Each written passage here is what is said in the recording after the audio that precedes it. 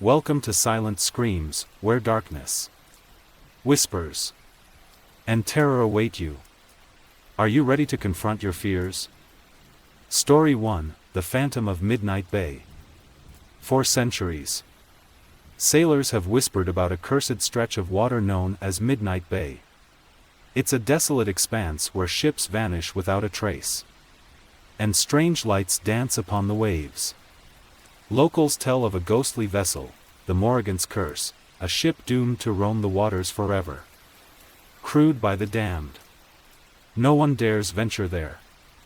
But when the lure of treasure proves too tempting, a group of fortune seekers sets sail, unknowingly stepping into a nightmare that would defy even the darkest corners of their imagination. It began with a letter delivered to Oliver Gray, a washed-up captain whose best years lay buried beneath empty rum bottles. The letter, sealed with crimson wax, contained an irresistible proposition, a map detailing the location of a legendary wreck believed to be loaded with untold riches.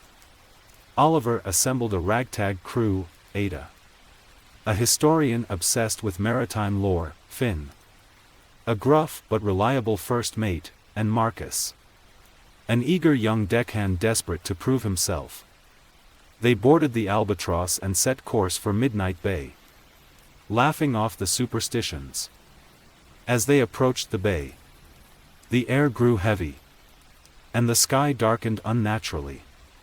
The sea, once calm, churned with an eerie rhythm. A dense fog enveloped the ship, silencing everything except the occasional creak of wood. "Captain, there's something out there," Finn muttered, pointing at faint shadows moving through the mist. Out of the fog emerged a monstrous silhouette, a towering ship with torn sails that seemed to glow faintly green. Its hull was blackened, as though scorched by hellfire, and ghostly figures moved across its deck, their hollow eyes glinting with malice. "It's her," Ada whispered, clutching the map. "The Morrigan's Curse." Before they could react, a deafening roar echoed, and the ghostly ship fired its cannons. But instead of cannonballs, streams of unnatural fire arced toward the Albatross. The flames didn't burn wood, they devoured souls. Marcus screamed as tendrils of flame wrapped around him, pulling him toward the phantom ship. The crew tried to save him, but it was too late. He vanished into the darkness, his screams fading into silence. "We have to turn back," Finn shouted. But Oliver was transfixed by the map. "No. The treasure's close. We've come too far to turn back now." They anchored near a jagged island that seemed to rise unnaturally from the ocean, its rocky cliffs resembling skeletal hands clawing at the sky. The crew descended into a cavern carved into the island, following the map's instructions. Inside, the walls were etched with cryptic symbols, glowing faintly as they progressed. The air was cold, filled with the sound of whispers.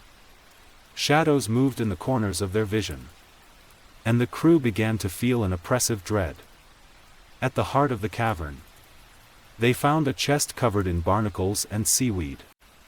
Ada reached out, her fingers trembling, and pried it open.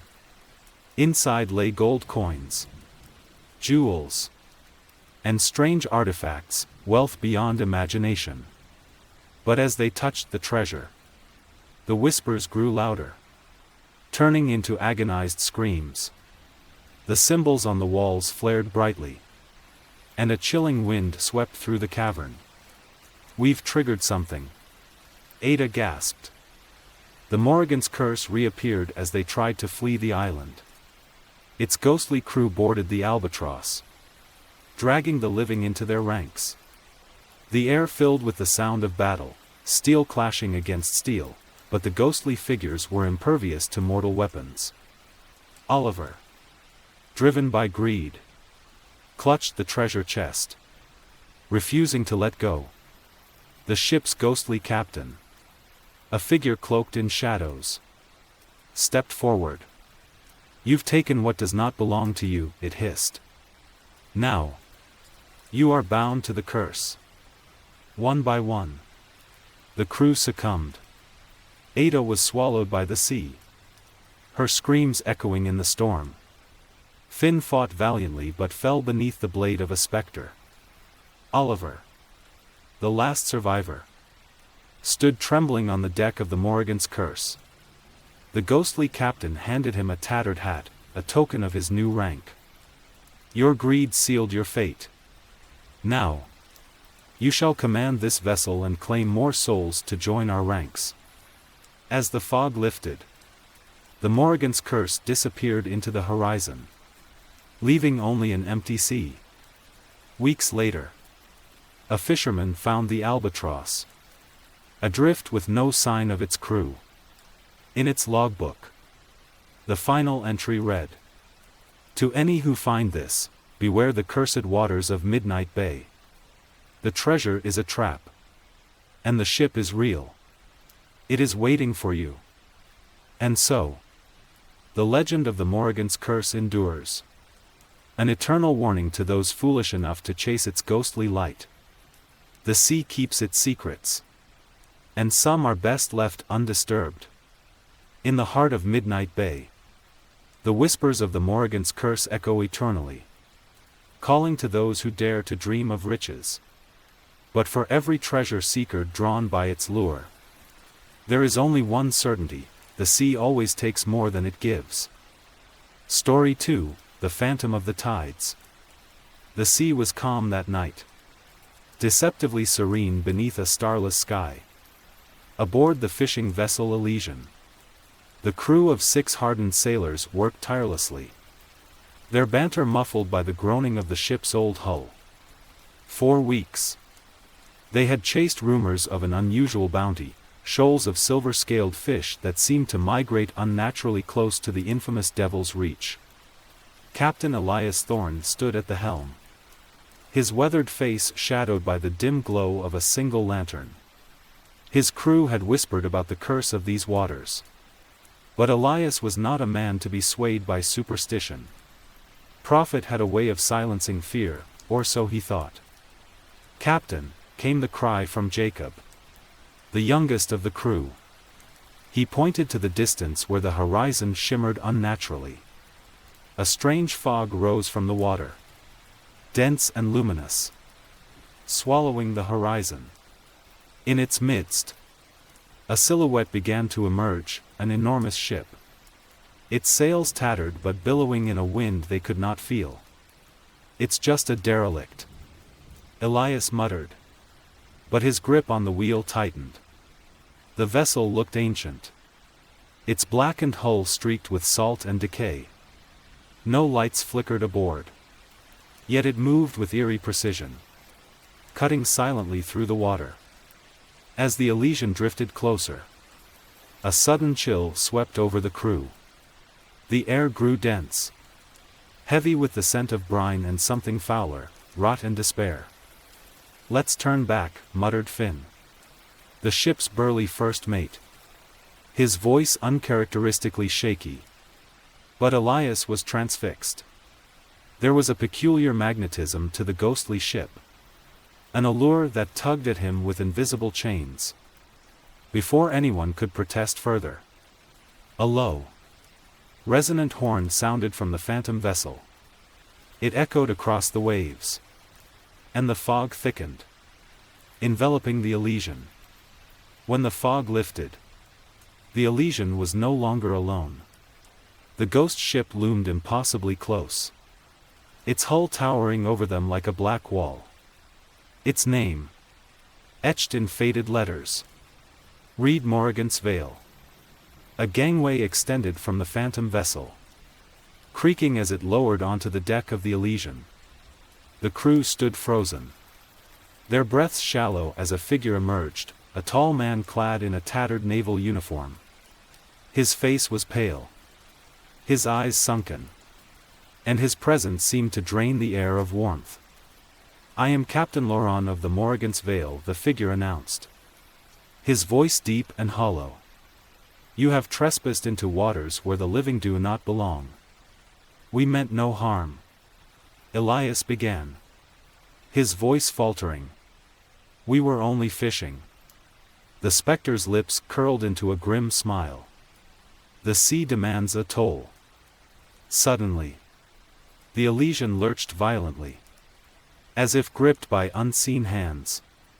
Water gushed onto the deck, and the crew scrambled for safety. One by one, strange apparitions began to materialize, spectral sailors with hollow eyes, their bodies shimmering with an otherworldly glow. Trapped aboard the Morrigan's Vale, the crew discovered its horrific secret. Laurent and his men had once been a thriving whaling crew until greed led them to slaughter an ancient leviathan, an act that awakened a vengeful sea deity. The Morrigan's Vale and its crew were cursed to roam the ocean for eternity, luring other vessels into their doom to appease the deity's wrath.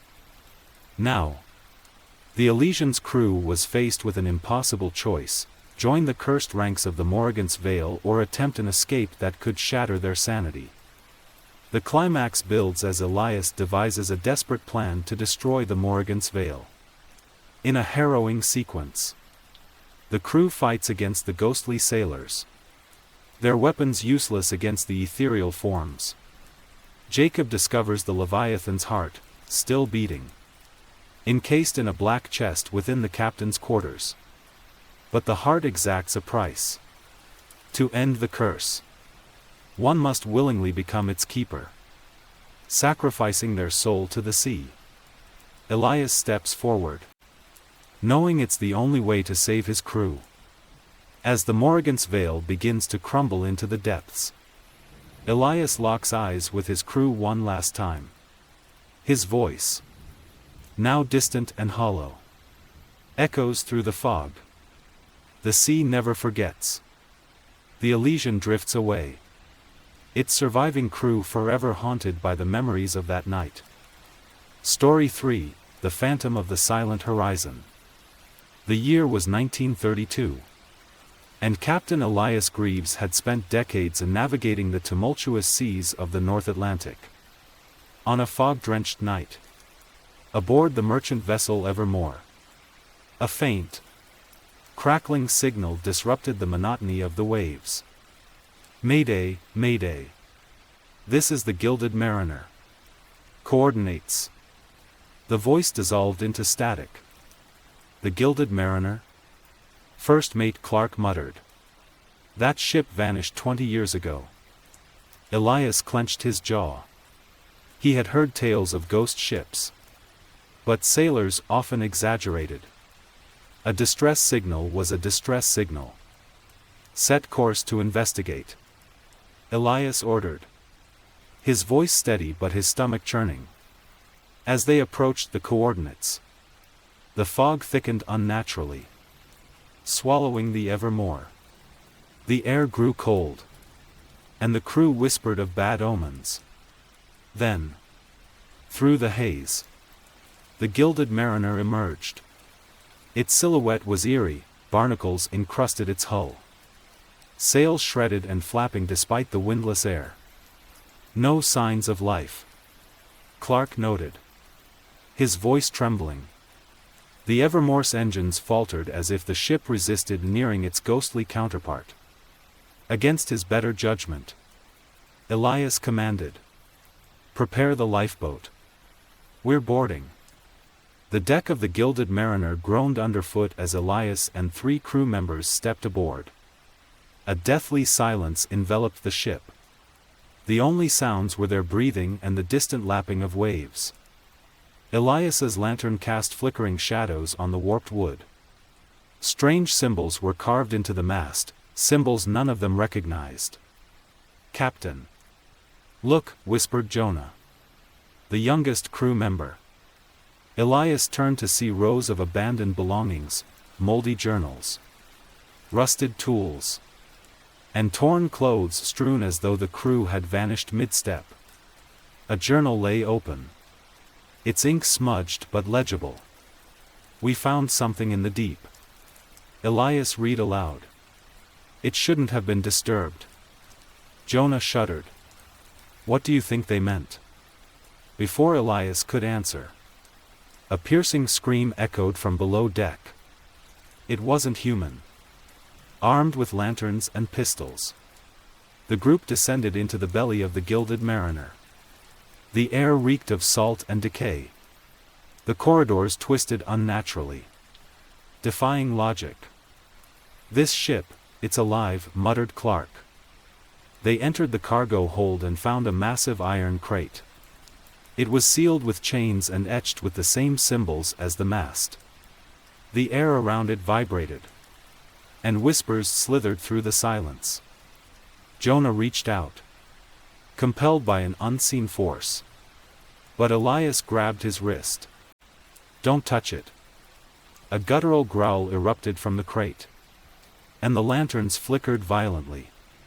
Shadows crawled along the walls, forming grotesque figures with hollow eyes and gaping mouths.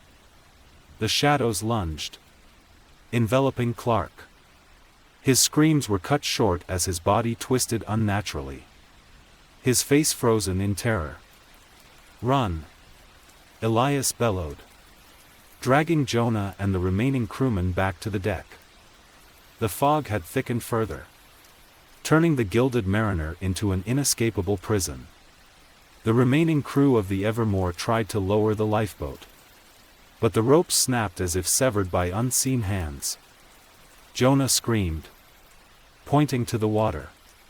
Figures swam beneath the surface, pale, gaunt faces with black, empty eyes. They clawed at the hull, their skeletal fingers scratching with maddening rhythm. Elias realized the truth: the Gilded Mariner wasn't adrift, it was a trap. Whatever had been disturbed in its hold was now hunting them. The whispers intensified, becoming an unbearable cacophony. The shadows rose from the deck, forming a colossal figure, a phantom captain whose face was a shifting void. You took our place, it intoned, its voice like grinding stone. Now, you belong to the Mariner. Elias stood his ground. Take me, but let the others go. The phantom hesitated before swirling into darkness. The fog lifted, and the Evermore began to drift away from the Gilded Mariner. Jonah awoke in his bunk. The events of the night a haze. The Gilded Mariner was gone, but so was Captain Elias. In the following days, strange occurrences plagued the Evermore. Shadows danced where there was no light, and whispers filled the corridors at night. Jonah found Elias's journal tucked beneath his bunk. The final entry read, "I've bought them time, but the sea never forgets. The Gilded Mariner calls, and I must answer." The Evermore returned to port, but its surviving crew never sailed again. As for Elias, some say his shadow can still be seen aboard the Gilded Mariner, guiding it through the eternal fog, forever bound to the curse he tried to defy.